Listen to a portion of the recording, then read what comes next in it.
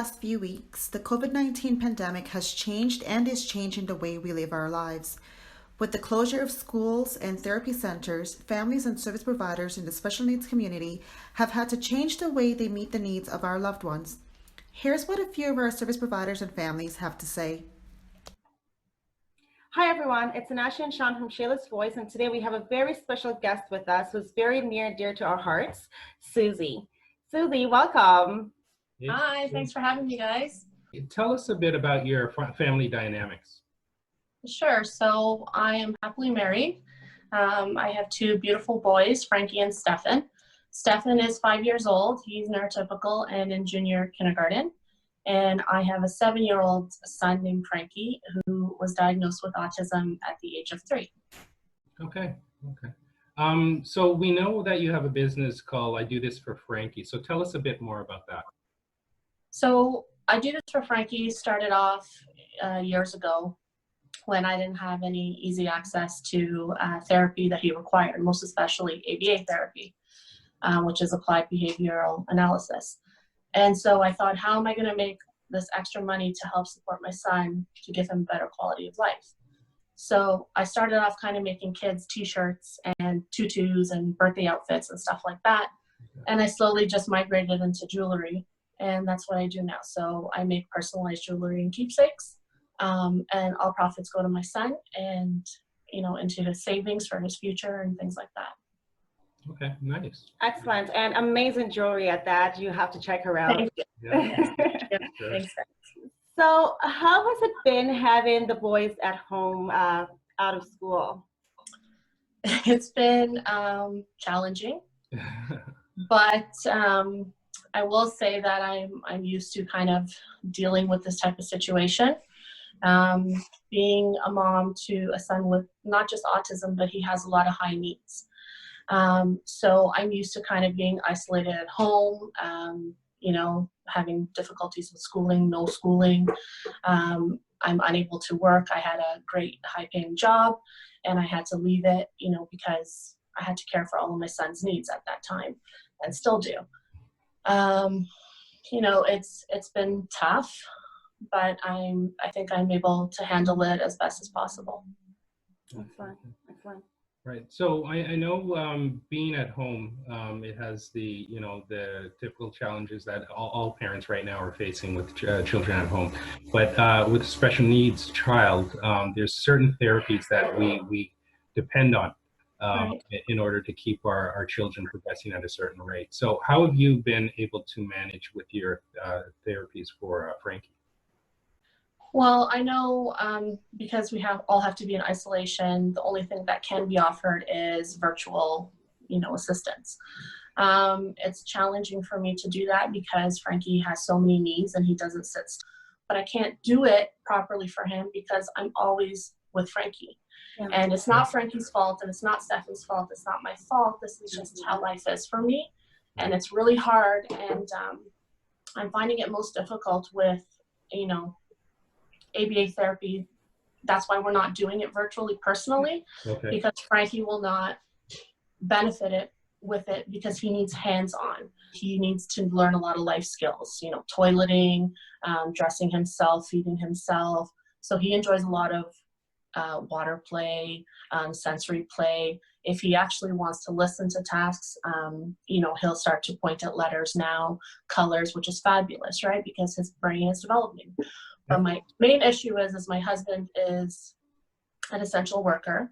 So he typically works 6 or 7 days a week. He's usually gone before we wake up and home by the time the kids are in bed. So it's been a struggle for me because I'm alone. So I really feel for the parents that are single parents, most especially but having children with high needs or any special needs, because it's really, really hard. At least I have the support system of my husband, but he's not here. Right. And then I have my other son who's neurotypical, and I'm trying to do the online courses with him. And then I have Frankie who, wants to do sensory play or water play, and he's nonverbal as well, right? So I have to be with him and on him 24/7. So I'm finding a huge challenge and a huge struggle trying to give my youngest son, who's neurotypical, proper education, whatever they're offering online, which his teachers have been wonderful, ABA therapist, BCBA, because they know exactly what they're doing. And I can see Frankie starting to regress no matter how hard I'm trying to do what I'm trying to do. Right. His routine is totally off. And no matter how hard I try as a mom, it's just not the same. Yeah. That's understandable, and I'm sure that a lot of parents are going through the same thing. And like you said, it is a struggle. Even having neurotypical kids in the house, whom I have to also work with to do the regular schoolwork through Google Classroom and so on and so forth. But having Shayla do the ABA, it's nothing like being in the center. Yeah, and that's a great point. What you're saying, how to be familiarized. For me, a lot of Frankie's friends at his therapy center, I know the parents. So we have FaceTimed each other. The kids have seen each other. The therapists, we talk to each other all the time. So he still sees them in that aspect. Just to have virtual ABA for him is all I'm saying. It wouldn't work for him. But in general, he is keeping in touch and seeing them. So you did make a great point there, and I just wanted to. And that's a good point you made, is that every child is different. Yeah. So it may work for some and it may not work. So every child. 100%. Yeah. Just like autism, it's a spectrum, right? Exactly. So, Exactly. Yeah. Yeah. So we know, Suzy, that you're also a amazing advocate, a very strong, powerful advocate for the special needs community, especially for the autism community. Can you tell us a little bit more about that? Well, sure. Since the changes were made with the current government, the Ford government, to the Ontario Autism Program, they didn't want to do it on a needs-based program, and they only wanted to fund children based on age and income at that time. So literally the next day I got in touch with a few other parents that live in Durham region. I'm in Ajax, and we started protesting right at Lauren Coe's constituency office, and together we have so many parents across Durham region, including yourselves, and we've met a whole bunch of other parents. We're just a grassroots little organization that are fighting for our kids' rights, that they deserve needs-based therapy. Mm-hmm. And you guys are well known in the community. Do you want to share the name of the group? Yeah, we're called the Durham Crew. Okay. I'm really proud of everybody that's part of it, and just thank you all for the support. We're just parents giving you our perspective, and we have a lot of support out there, and we just want the government to understand that regarding COVID-19, we're not going away. We're still trying to advocate to tell people to understand. I think parents who have neurotypical children right now are kind of getting a sense of how we feel. So going back to how I said,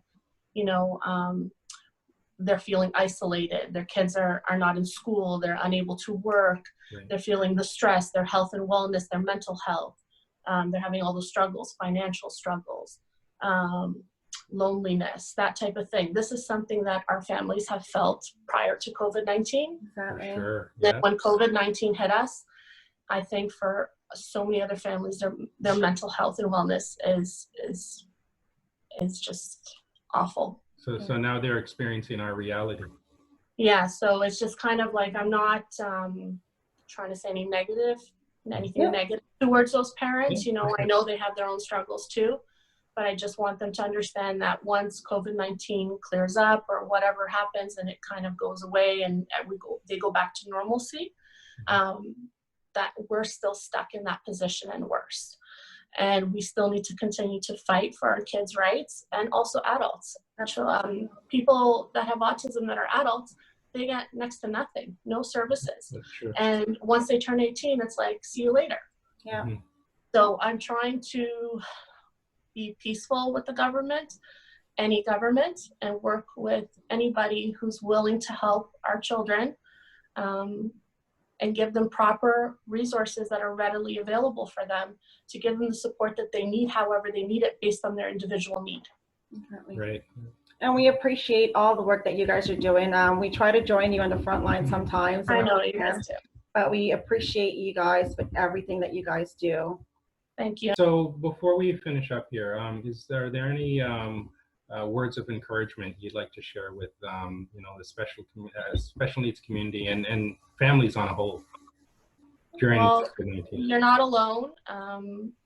We're here for you. I think the best resource that we have is each other, and we need to talk to each other and express our feelings and no judgment.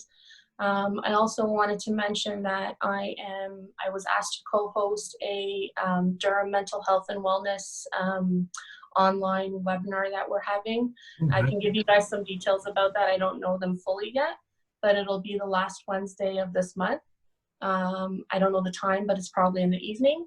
So if anybody wants to join and express their concerns, or maybe I can provide some help as a parent perspective, but there will also be some professionals there. So just wanted to mention that as well, but just know that you're not alone. I'm still going to fight for your kids, my son, and I think I'm going to do that for the rest of my life. Suzy, let us know, and for people watching, let us know how we can contact you. My Facebook is Supanov, SUPANOV. You're welcome to add me as a friend, talk to me there. My business page is I Do This For Frankie, IDOTHISFORFRANKIE. You can find me on Facebook, Instagram, and you could also find me on my website, which is idothisforfrankie.store, STORE. Perfect. Sounds good. Thank you. So again, we just want to thank you for everything that you do, and thank you for being here today. Thanks, guys. I appreciate you guys too, and I think it's not just one person, it's all of us together. And the more people that speak up and fight for our kids' rights and adults' rights, and not just autism, but any other disability, we need to be heard. Excellent. Absolutely. Thank you. Thank you. You're welcome. Thank you for watching.